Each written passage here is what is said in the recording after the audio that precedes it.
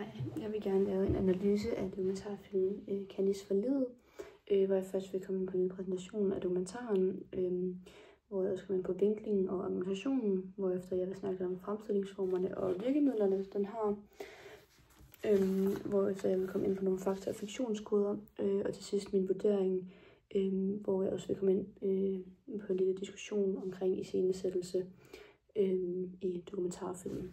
Og jeg har bare lige min, disposition her foran mig. Dokumentarfilmen hedder som sagt Candice for livet og blev udgivet den 23. september 2021. Og den er blevet instrueret af Jesper Dalgaard. Dokumentaren den skildrer musikbandet Candice og forsangeren Johnny Madsen, og så fansene og fankulturen af bandet.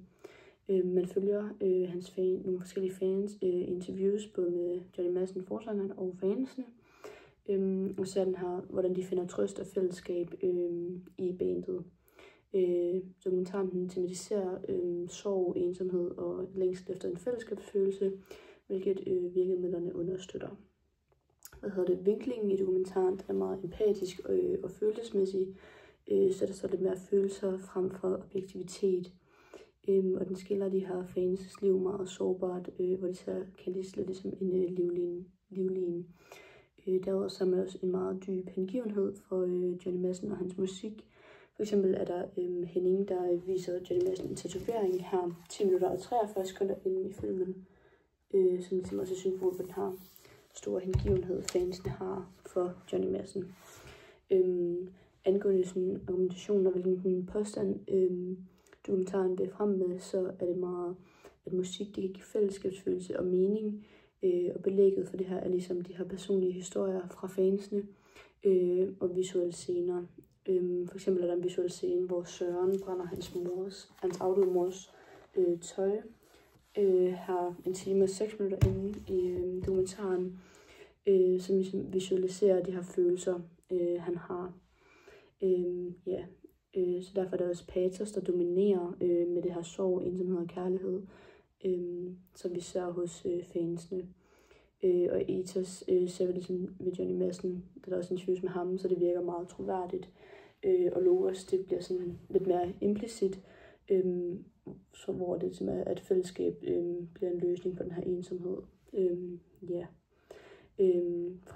Angående fremstillingsformerne, så er den meget åben og æstetisk, den her dokumentarfilm, og ikke så journalistisk afslørende. Og den bruger mange interviews. For eksempel er der et interview med med Henning, cirka 12 minutter inden, som bliver meget følelsesladet og får tår i øjnene, hvilket ligesom også påvirker seerne. Og igen er det her patos, der dominerer. Så bliver der også brugt reportage, både fra koncertoptagelser med Candice, men også fra fansens hverdag. For eksempel er der 40 minutter og 28 sekunder inde i filmen en scene af de her brødres hverdag, hvor man både ser den her det fællesskab de tre har, men også bare deres hverdag bliver ligesom portrætteret for os fans, for os seere, og vi får igen lidt mere den her medfølelse af dem, og hvordan hele deres liv lidt omhandler Candice. Derudover bliver der også brugt arkivstof, både fra Johnnys eget liv, for eksempel 45 minutter inden, da han snakker om sin kones selvmord, bliver der brugt arkivstof for deres bryllup, hvilket også får det til at virke mere troværdigt. Angående fotograferingen, så bliver der brugt mange nærbilleder af når der er interviews med fansens ansigter, hvor der enten kommer lys fra oven eller fra siden, hvilket mere skaber den her intimitet og patos. For eksempel er der et eksempel her, 59 minutter og 39 sekunder inden med et interview med Henning, hvor det her lys også ligesom kaster skygger over hans ansigt og gør det mere følelsesladet, som understreger den her stemning, der er. Og så er der også et eksempel her, 26 minutter inden et interview med, Johnny Madsen.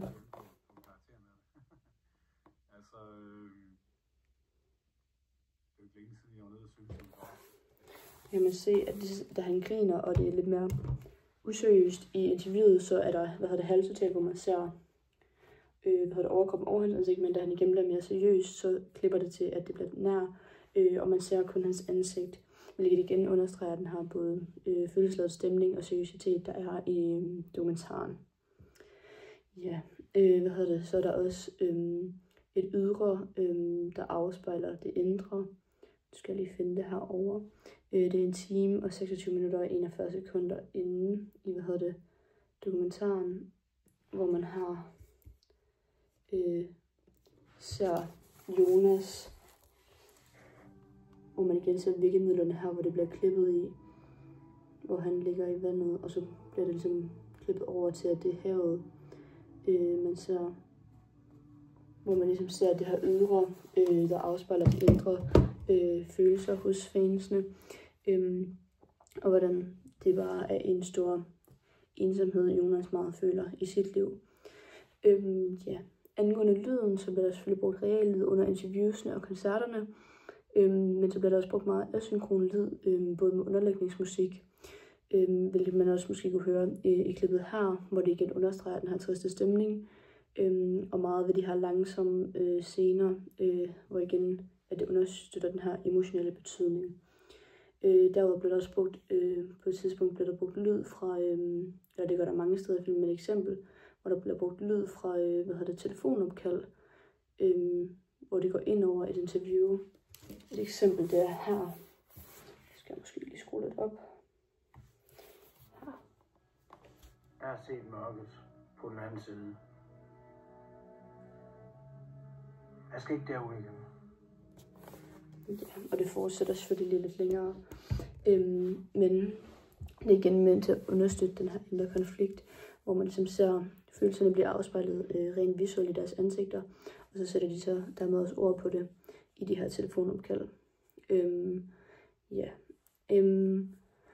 Angående fakta- og fiktionskoder, så er der lidt forskellige blandede. Der er både faktakoder med, at det er virkelige personer, der bliver brugt til de her interviews, altså det er virkelige fans, og så er det selvfølgelig også de her interviews, som er en faktakode. Derudover er der, at det bliver brugt meget normalt perspektiv, både i interviewsene, og så også med den her reallyd, der bliver brugt samtidig med. Plus der også er arkivmateriale, både fra de her telefoner, opkald, de har, og de her koncerter, og fra Johnnys eget liv. Og så bliver der også brugt naturligt lys, og kameraet det er ret ofte i øjenhøjde, hvilket også er endnu en faktorkode. Men til fiktionskoder er der til gengæld både iscenesættelse og dramatisering. For eksempel er der en rekonstruktion af Renés selvmordsforsøg. Og så er der også meget fokus på det her med underlægningsmusikken og generelt lyden, som virkelig understreger, eller som virkelig er med til at sætte en stemning, og de her nærbilleder, hvor der bliver klippet helt sådan tæt på deres ansigt, som virkelig sådan gør det følelsesladet. Ja, det leder så videre til genren, som sådan er overvejende den poetiske dokumentar, fordi der er meget fokus på stemning, følelser og musikkens rolle, og det er sådan lidt et æstetisk blik. Og lyset, selvom det bliver naturligt lys, så bliver det sådan lidt iscenesat. Derudover er der også træk fra den observerende, da man ikke ser instruktøren, og den dramatiserende, der som sagt er den her dramatisering af Renés selvmordsforsøg. Til slut vil jeg gerne have inddrage en lille diskussion om, hvor grænsen går for iscenesættelse i en dokumentarfilm. Men også hvilken betydning dokumentartypen har for, hvor rigtig en film som skal være.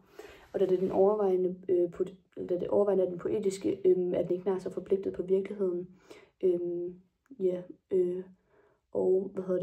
I en artikel, der siger, en seniorreporter Jakob Albrecht og en journalist, Sandra Korsgaard, også at en dokumentarfilm ikke er journalistik, og han understreger også her, at han kalder det medvirkning for karakterer, eller han understreger, at han kalder det medvirkning for karakterer, hvilket også gør det mere filmisk. Og i den her artikel, der understreger de også, fordi der har nemlig været i den her artikel, der hedder ikke kun en betalt flybillet, nu kritiserer anmelder skamrost Candys film. Der er der meget kritik af iscenesættelsen af karaktererne, og hvornår de har filmet dem. For eksempel ser man både brødrene dem som juletræet, hvilket det nok ikke lige er juleaften, de har filmet dem. Men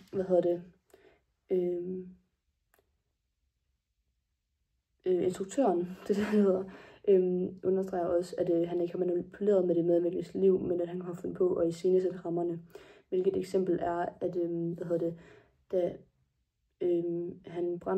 den ene fan brænder sin mors tøj, så det er så instruktøren, der har fremskyndet den her proces. Og så kan man så diskutere, hvor grænsen ligesom går, om det er respektabelt eller ej. Og publikum, men han argumenterer så også for, at publikum at de er kloge nok til at se, hvornår noget er iscenesat ikke er.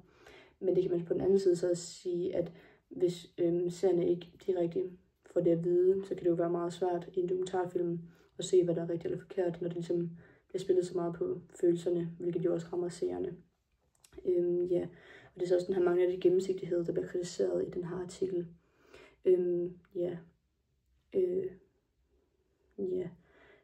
Til gengæld er der de her